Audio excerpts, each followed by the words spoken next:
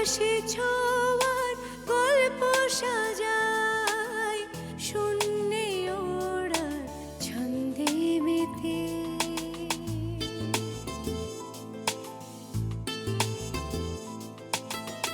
আকাশে যে অসীমের ঠিকানায়, সে যেন শুধু দৃশ্য সাজায়।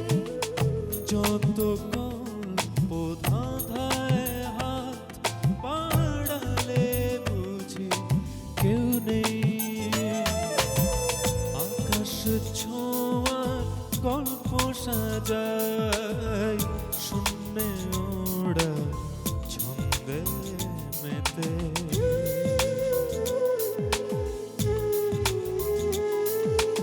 ধাওন্ত তোমার গতি ছুটে চলে অবিচল,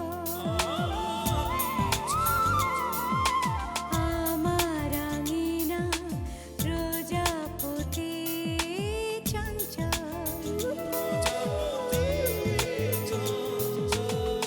উড়ে উড়ে যায় কত অলি গলি অবিরত, যত কল্প ধাঁধায় মন বাড়ালে বুঝি কেউ নেই। আকাশে ছোঁয়ার গল্প সাজায়, শূন্যে ওড়ার ছন্দে মেতে।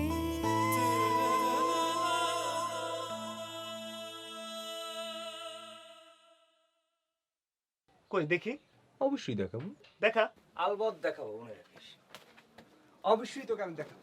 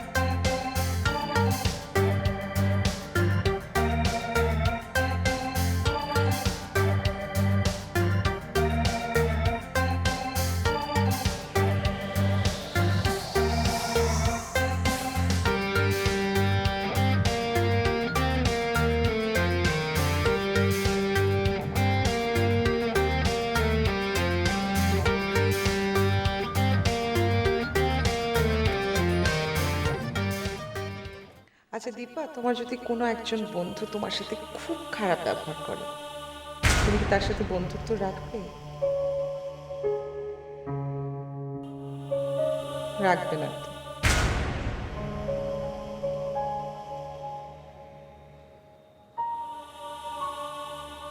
শোনো দীপা, কিছু সম্পর্ক আছে যেগুলো মানুষ জন্মগতভাবে পায়, যেমন এই বাবা মা, ভাই বোন, পিসি, ঠাকুর। আর কিছু সম্পর্ক আছে যেগুলো মানুষ বড় হতে হতে নিজে তৈরি করে নেয়। এই সম্পর্কগুলো মানুষের মনের উপর নির্ভর করে। তাই যদি মন না চায় তাহলে সম্পর্কগুলোকে পরিবর্তন করতে পারো। তুমি কি আমার কথা বুঝতে পারছো? সব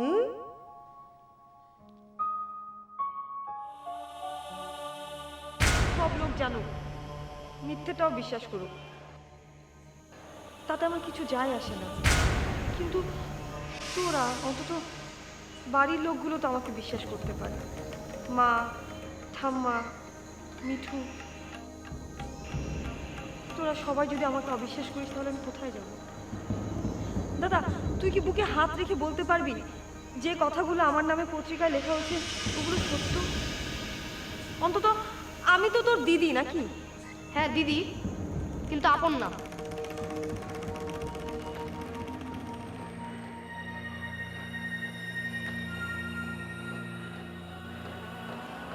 তুই এই কথা বলতে পারবি?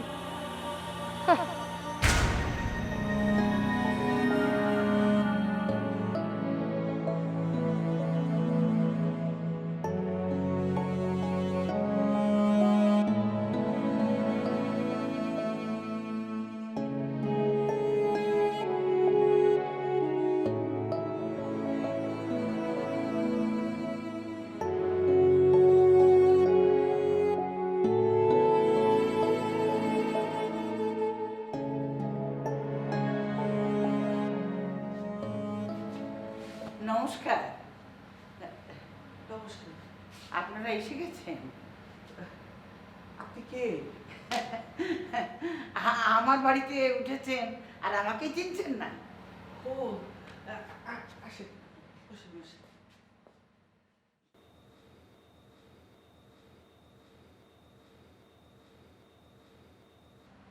আচ্ছা, ওই লোকটা তো আমায় কিছু বলেনি। কোন লোকটা? ওই যে লোকটা বাড়ি ভাড়ার জন্য এসেছিল। ও সুভাষ। হ্যাঁ হ্যাঁ, উনি বলছিলেন ওনার জামাইবাবু অসুস্থ, দু একদিনের মধ্যে উঠবেন, কিন্তু আজই উঠবেন এ কথা তো আমায় বলেনি। আসলে ওর রোগটা একটু বেড়ে গিয়েছিল, তাই হুট করে শহরে চলে আসতে হলো। আপনি রুগীর কি হন? মা। ও, উনি এখন কেমন আছেন? কিচ্ছু জানি না, অপারেশন হওয়ার কথা। আপনার সাথে কে কে আছে? বৌমা আর একটা নাতনি। ও আচ্ছা, ওনরা আসলে আমাকে একটু খবর দেবেন। অর্ধেক ভাড়া দিয়েছে আর অর্ধেক ভাড়া কালকেই দিয়ে দিতে বলবেন। আমি সে ভোরবেলা বেরোই আর রাতে ফিরি। আসলে সমিতি টমিতি করি তো। সমিতি? হ্যাঁ সমিতি, একটা চাকরিও করি এনজিওতে। কিসের চাকরি? পরিবার পরিকল্পনার চাকরি। জন্ম নিয়ন্ত্রণ পদ্ধতি শিখাই আর এই বড়ি টড়িগুলো বিলি করি। আগে আপনি গর্ভনষ্টের চাকরি করেন?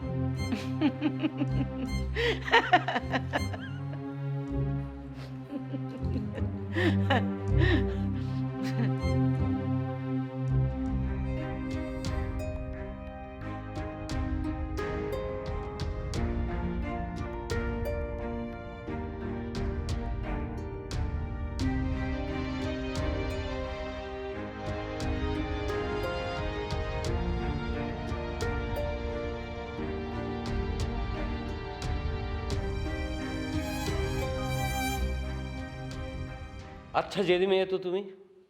এই এই মেয়ে,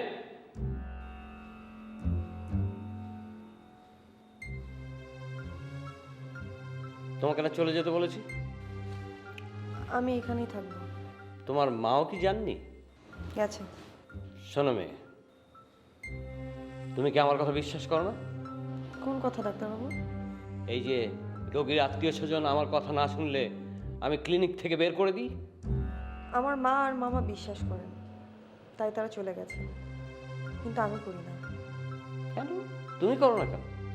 কারণ যে লোকের ক্লিনিকে ব্লাড থাকা সত্ত্বেও বলা হয় ব্লাড নেই, এবং শেষ মুহূর্তে অনেক টাকা ব্লাড বিক্রিও করা হয়, সেই ধরনের ক্লিনিকে আসলে একটা রোগীকে এভাবে বের করে দেওয়া সম্ভব না। কারণ রোগী তো তার কাছে মানুষ না, কাস্টমার, বোকা customer. Yes yes, customer customer. এবং সেই সব কাস্টমারদেরকে ভালো সেবা দেওয়ার জন্যেই আমি ক্লিনিকে রোগীর আত্মীয় স্বজনদেরকে রাখি না। আমি এখানে থাকলে আপনার কি সমস্যাটা হচ্ছে ডাক্তারবাবু? হ্যাঁ, আমি আপনার তেমন কোনো কাজে লাগছি না, কিন্তু তেমন কোনো ক্ষতিও তো করছি না। ও হ্যাঁ, একটা ক্ষতি তো হচ্ছে। আপনার বেঞ্চে আমি এতক্ষণ ধরে বসেছিলাম, বেঞ্চটা তো ক্ষয় হচ্ছে। ডাক্তারবাবু, আপনি এক কাজ করেন, আপনি অন্য সব কিছুর মতো আপনি বেঞ্চটার ভাড়া ঠিক করেন। প্রতি ঘন্টায় ঘন্টায় ভাড়া নেবেন। 15 মিনিট বসলে আপনি 1 ঘন্টা ভাড়া নিতে পারেন। ভিড় হলে আপনি অতিরিক্ত ভাড়া আদায় করবেন। পুরোপুরি কমার্শিয়াল একটা ক্লিনিক। Shut up!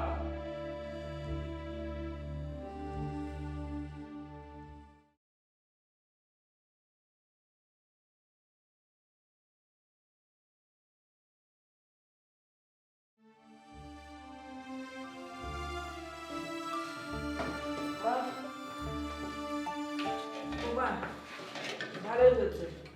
ওখানে একটা চৌকি আছে, এই ঘরে একটা আছে। এই চৌকিটা তো ভালো, ওয়াল ঠিক করে দিয়েছি।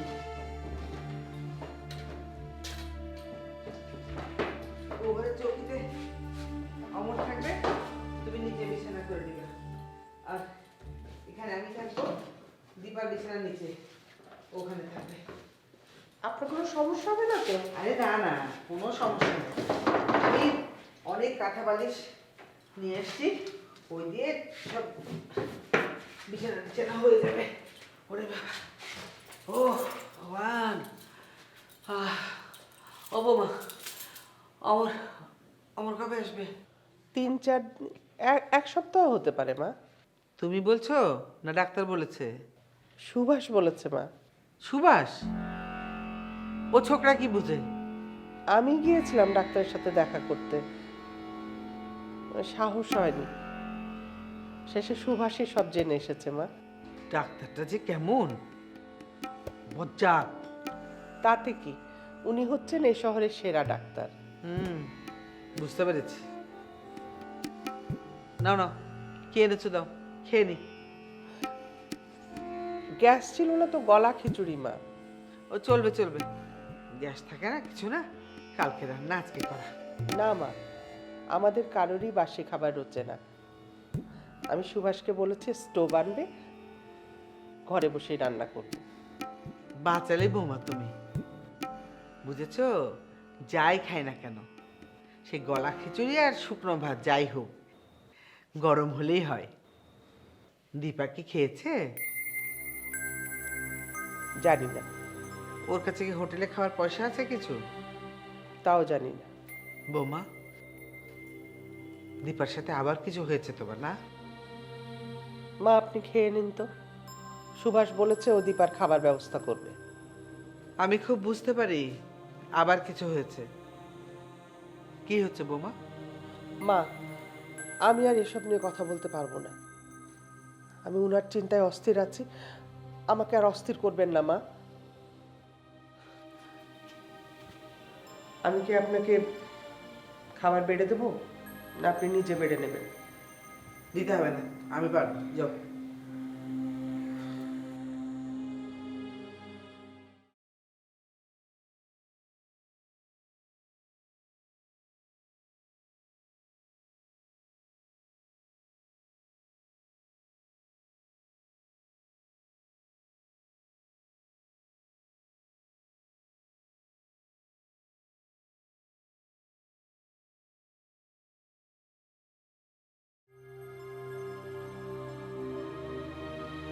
তোমার সাহস দেখে আমি অবাক হচ্ছি। আমার ক্লিনিকে বসে তুমি আমাকেই অপমান করো। ভাগ্যিস এত রাতে আমার সব স্টাফরা চলে গেছে, তা না হলে আমাকে কতটা নিচু হতে হতো।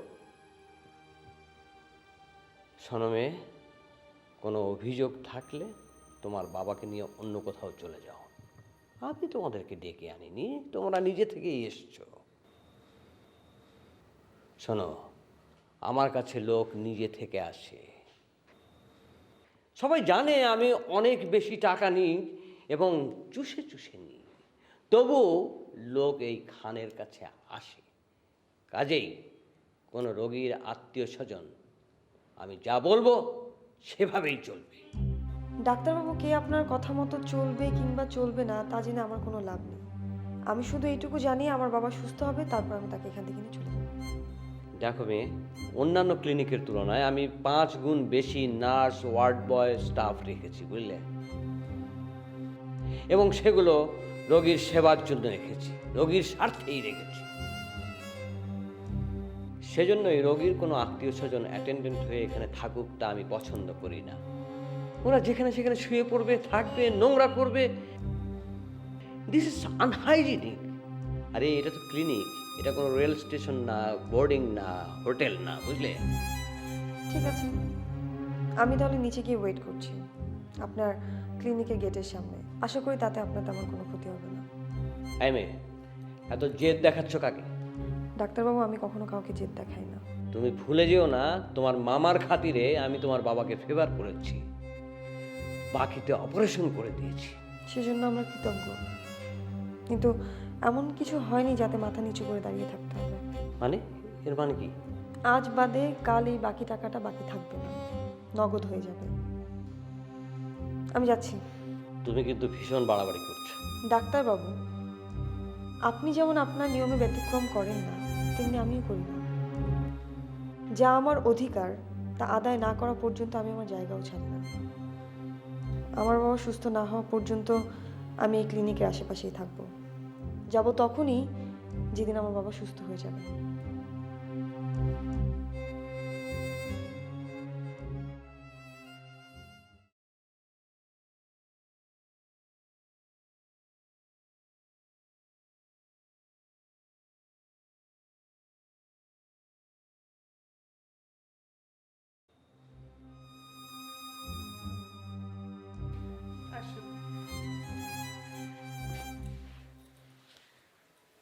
আপনার ভাড়া। ও আচ্ছা, এই যে এসবের কি দরকার ছিল? না না, আপনারা আমার বাড়িতে নতুন এসেছেন না, এ আর কি। আপনার তো 1 মেয়ে আর 2 ছেলে, তাই না? আগে আর হয়নি না নেননি?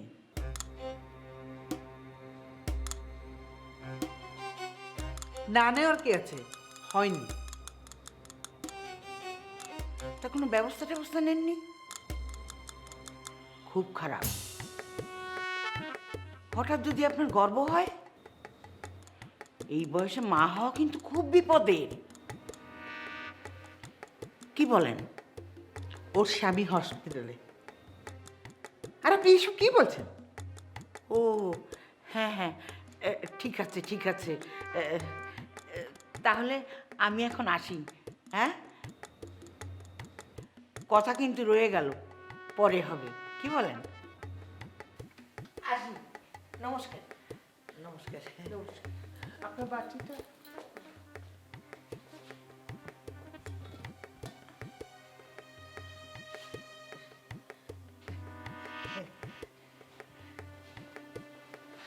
কি মা, নয়তো কি ভ্রূণ ধ্বংস করে? না মা, বড়ি দেয় যাতে ভ্রূণ তৈরি না হয়। আরে বন্ধাকরণের ইঞ্জেকশনও দেয়। মা, যেসব মানুষের 2-3টে সন্তান হয় তারপর আর চায় না, তাদের করে দেয়। এসব তো নরকের কারবার। ভগবানের উপরে আঙুল তোলা পাপ হবে না? আমরা কে যে মানুষের জন্ম নিয়ন্ত্রণ করব? হ্যাঁ, জন্ম মৃত্যু এসব মানুষের হাতে না, ভগবানের হাতে, ভগবানের হাতে।